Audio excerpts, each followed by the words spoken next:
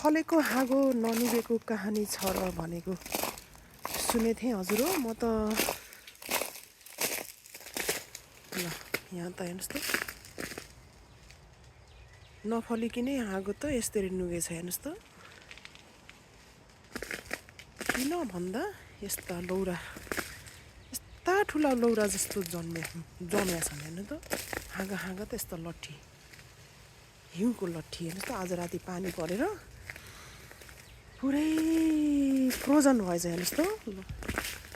त्यसैले यो रुख त हाँगा त ल पक्कै यहाँ भुइँमा छोएर बसेछन्। झन्न भाँच्चे छैन है। यस्तो छ है हजुर फ्रिजिङ रेन भएर क्यानाडामा यस्तो छ भरे देख्नुभयो।